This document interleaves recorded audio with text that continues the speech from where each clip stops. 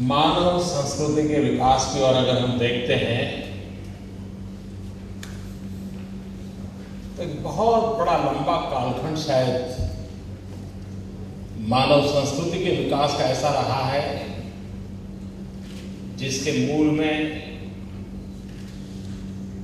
त्याग, तपस्या, जीवन के सत्य को खोजने के लिए जीवन को खपा देना,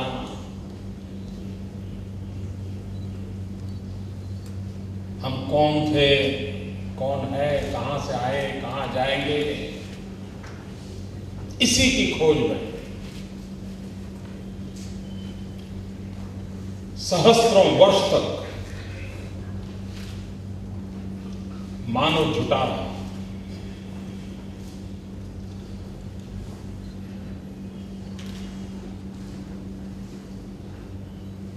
प्राकृतिक विशेषताओं को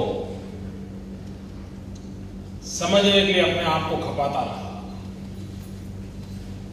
ब्रह्मांड को समझने के लिए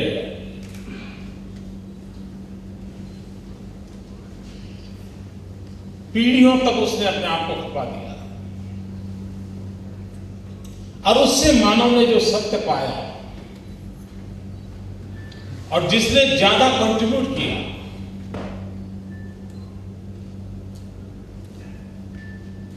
वे महान माने गए, प्रेरक माने गए। वो समाज, वो संस्कृति, वो व्यक्ति दुनिया के लिए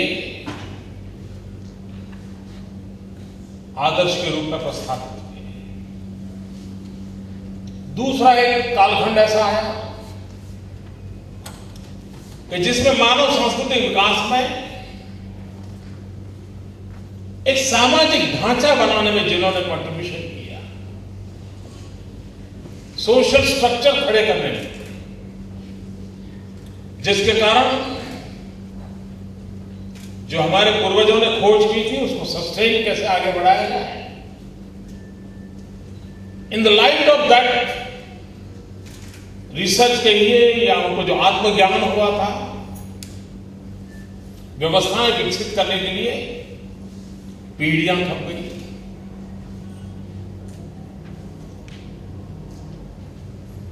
कालक्रम चलते उसमें कुछ विकृतियां आई होगी, कुछ चीजें कालबाह्य हो गई होगी,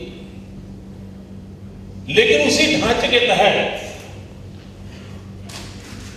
एक ऑटो पायलट व्यवस्थाएं समाज जीवन में निर्माण हुई, जो बुराइयों को छोड़ते हुए अच्छाइयों को कालानुकाल परिवर्तन करते हुए आगे बढ़ती जाएगी। उसके बाद और एक कालखंड आया, जिस कालखंड में मनुष्य गति चाहता था, मनुष्य प्रगति चाहता था,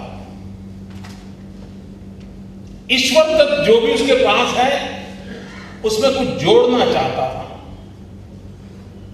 और उसने उसको टेक्नोलॉजी की ओर प्रेरित किया। वो नए नए साधनों को जोड़ने लगा, खोजने लगा और विकास की अवधारणा में टेक्नोलॉजी ने एक बहुत बड़ा स्थान ले लिया। आज सबसे समृद्ध देश कौन, सबसे सुखी देश कौन, सबसे डेवलप कंट्रीज कौन, उसके मानदंड क्या है? उन मानदंड के अंदर वो जो पहली पीढ़ी ने दिया था वो मानदंड नहीं। जीवन कितने उच्च है वो मानदंड नहीं है। मानदंड ये है कि वो समाज, वो देश टेक्नोलॉजी के माध्यम से किस ऊंचाइयों पर पहुंचा है। अगर सैनिक शक्ति का हिसाब लगाया जाए दुनिया के देशों के बीच में, तो दुनिया के सैन्य शक्ति का आधार कितने फौजी हैं, फौज में कितना मैन पावर उस पर नहीं हो रहा। उनके पास कितने मॉडर्न टेक्निकली साउंड इक्विपमेंट्स हैं, वेपन्स हैं, विनाश करने की उनकी क्षमता कितनी ज्यादा है, उसके आधार पर उस देश की सैन्य शक्ति को नापा जाता है। मतलब नापने का आधार है टेक्नोलॉजी। विश्व का कौन देश टेक्नोलॉजी में कितनी प्रगति कर रहा है, उसके आधार पर कौन देश शक्तिशाली है, कौन देश पीछे है, ये मानदंड बन चुका है। और यही अगर मानदंड है और उसको हम नकार नहीं सकते, तब भारत जैसे देश ने भी टेक्नोलॉजी की उपयोगिता, science is universal, technology must be local. हो सकता है एक सिद्धांत स्पेस रिसर्च के लिए काम आता होगा, लेकिन संभव है वही सिद्धांत गांव की भलाई के लिए भी काम आ सकता है। अकॉर्डिंग टू दैट साइंस हमने टेक्नोलॉजी डेवलप करनी पड़ेगी।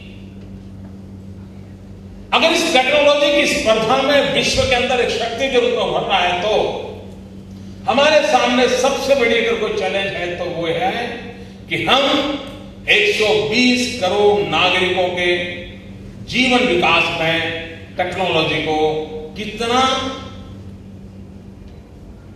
उसकी आवश्यकता के अनुसार मोड़ सकते हैं, उसको विकास कर सकते हैं। और इस प्रकार के समारोह के माध्यम से अगर भारत गांव का देश है, भारत कृषि प्रधान देश है, तो क्या हमारी इस टेक्नोलॉजी का उपयोग गांव गरीब किसान के लिए काम आ सकता है और आ सकता है।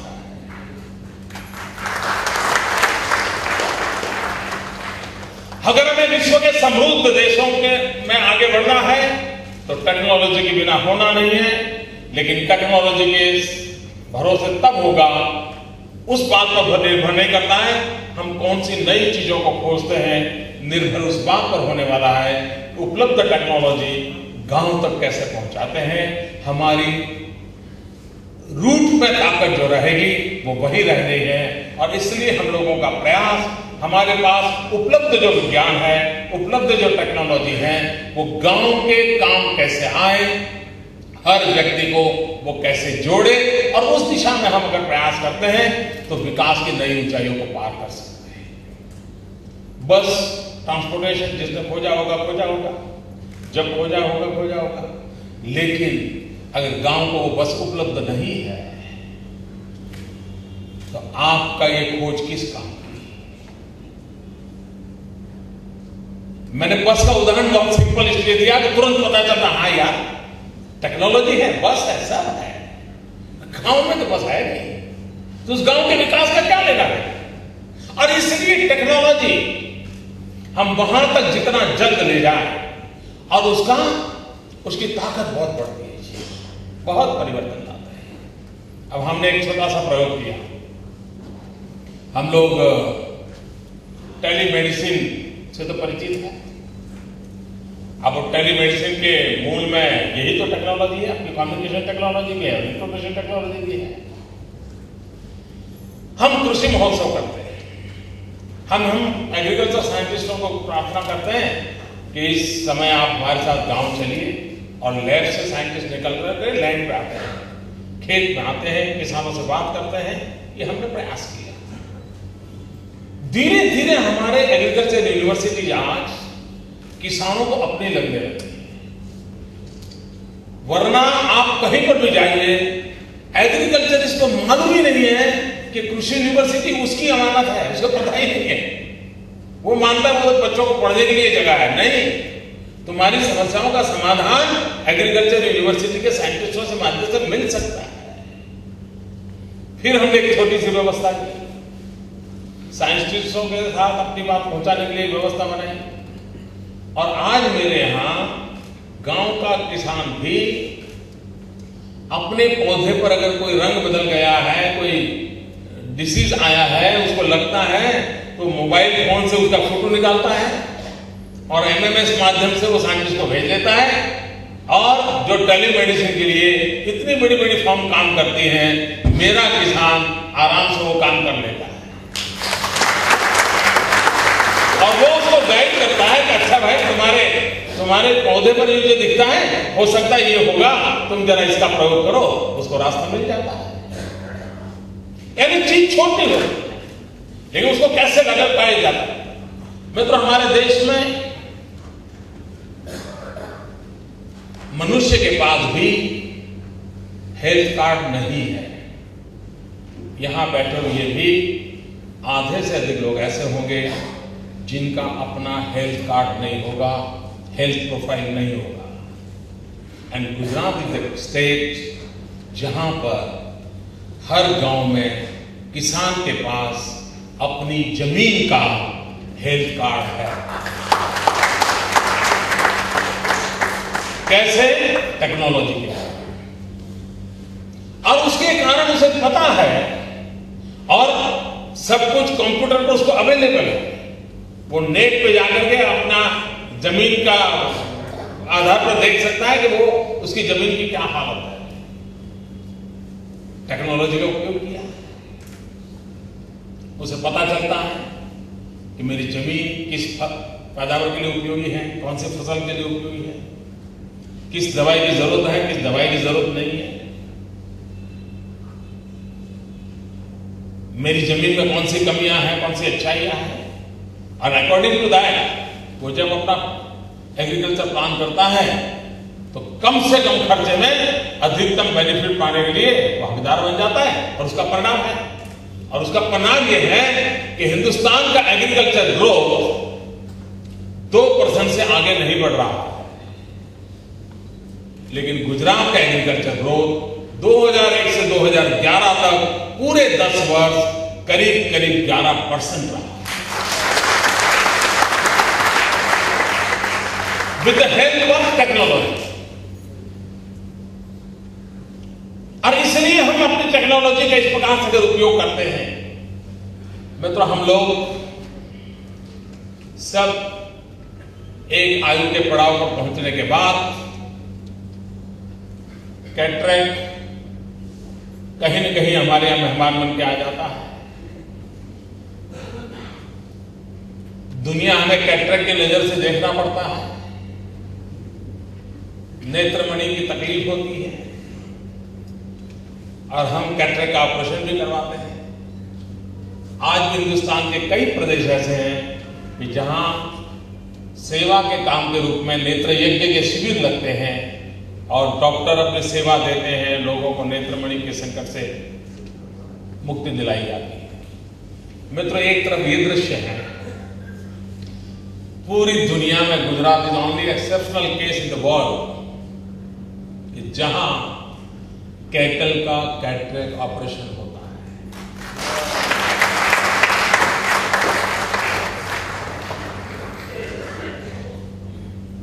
टेक्नोलॉजी थी, कैटरेक्ट का ऑपरेशन होता है, कैटरेक्ट कैसे होता है सब पता डॉक्टर को चलता था, लेकिन किसी को ध्यान नहीं आया कैटल में भी जीव होता है।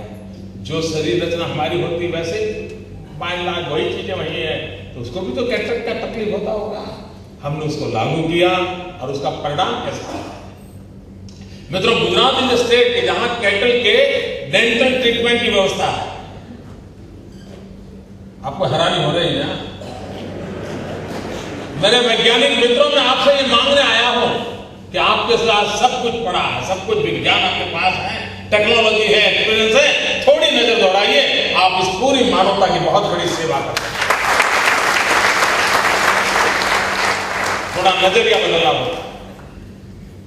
और मेरे राज्य में आज कैटल कैंप लगते हैं, कैटल की डेंटल ट्रीटमेंट की व्यवस्था होती है। और ऐसी छोटी छोटी चीजों का परिणाम क्या है? हमने इस आईटी का उपयोग करते हुए कैटल की ट्रैकिंग सिस्टम को डेवलप किया है। हम हर वर्ष कैटल का हेल्थ कैंप लगाते हैं, पशु आरोग्य मेला, वैक्सीनेशन का फॉलोअप करते हैं। और इसका परिणाम ये हुआ है कि गुजरात एक ऐसा प्रदेश है जहां एक सिंपल टेक्नोलॉजी की मदद से फॉलोअप एक्शन के कारण 112 डिसीज ऐसे हैं जो पशु को होते थे। 112 डिसीज वो टोटली ये टेक्नोलॉजी की मदद से रेगुलर फॉलोअप के कारण 112 रोग पूर्णतया इरेडिकेट हो गए हैं।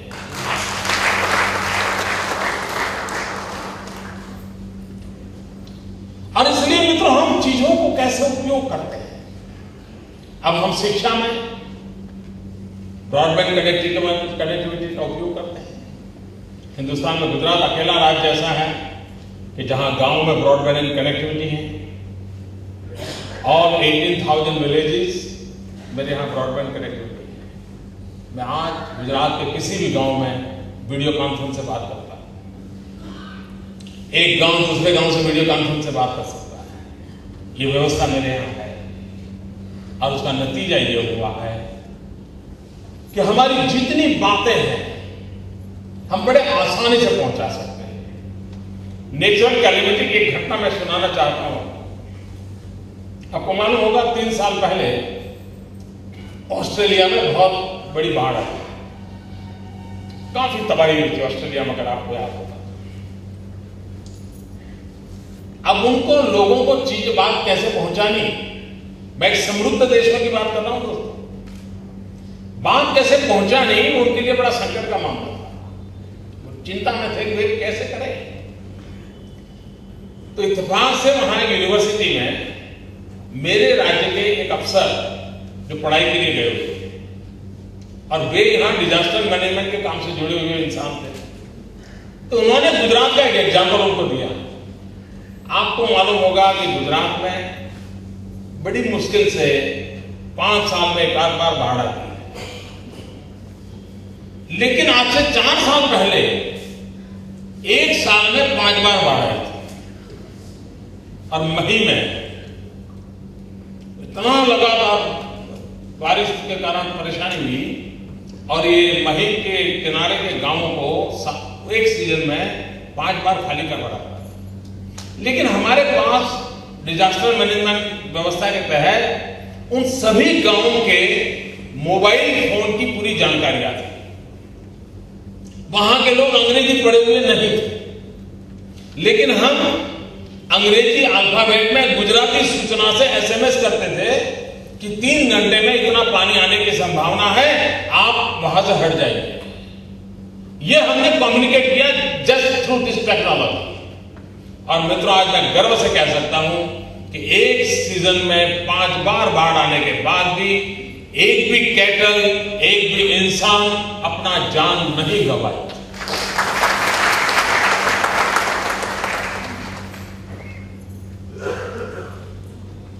मतलब इंसानी व्यवस्थाओं को हम नई जब खोजे तब खोजे, लेकिन जो एग्जिस्टिंग व्यवस्थाएं हैं उसको हम सुचारू रूप से किस प्रकार से हम उपयोग में ला सकते हैं। इन दिनों हम टेक्नोलॉजी के माध्यम से हम किस प्रकार से 108 को कोऑर्डिनेट करते हैं, देख रहे हैं। जैसे 108 की सर्विस मेरे राज्य में पिछले दिनों हम लोगों को एक इंटरनेशनल अवार्ड मिला 108 सेवा का। वो अवार्ड इस बात का मिला है,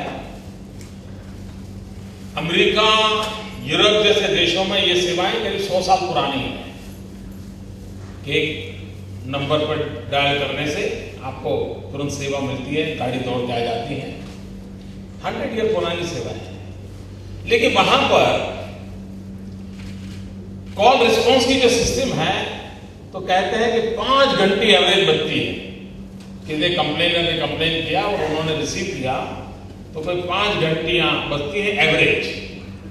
मित्रों, गुजरात का रिकॉर्ड है, हम कोई 3 घंटियों से रिस्पॉन्ड करते हैं और उसके कारण हमें दुनिया का सबसे बड़ा प्राइज मिला है।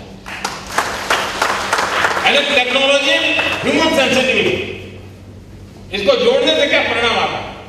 और आज गुजरात के किसी भी दूरदराज क्षेत्र में कोई गरीब मां अगर वो प्रेग्नेंट है, उसको पीड़ा हो रही है, किसी को सांप काटा है, किसी को अटैक आ गया है, अगर वो 108 को लगाते हैं, शहर में भी आज हमारे देश में एम्बुलेंस आते आते आधा घंटा लग जाता है, मेरिया गुजरात के किसी भी रिमोट एरिया में होगा, मैक्सिमम 13 मिनट के भीतर भीतर गाड़ी पहुंचती है। 13 मिनट के भीतर, anywhere in Gujarat, anywhere in Gujarat. कहीं रास्ते में एक्सीडेंट हो गया, हाईवे पर तो हार्डली 3-4 मिनट लगते हैं मित्र पहुंचने में। क्यों?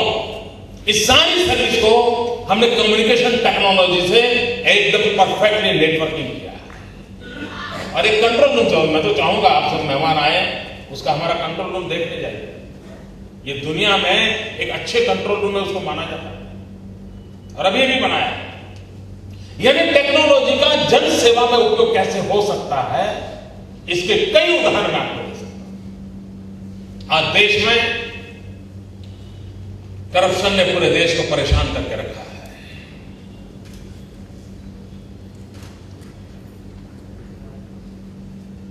लोग टीवी चालू करते हैं, अखबार खोलते हैं, तो सोच यही होती है शायद आज कौन अंदर गया होगा।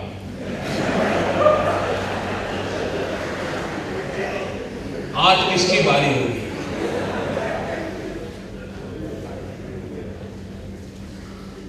जैसे हमारे यहाँ पतंग के समय होता है ना, ये गया सब इसमें कैसे ये गया, बस ABC करते करते चल रहा है। A की बारी आ गई, B की आ गई, C की आ जाएगी, ऐसे ही चल रहा है।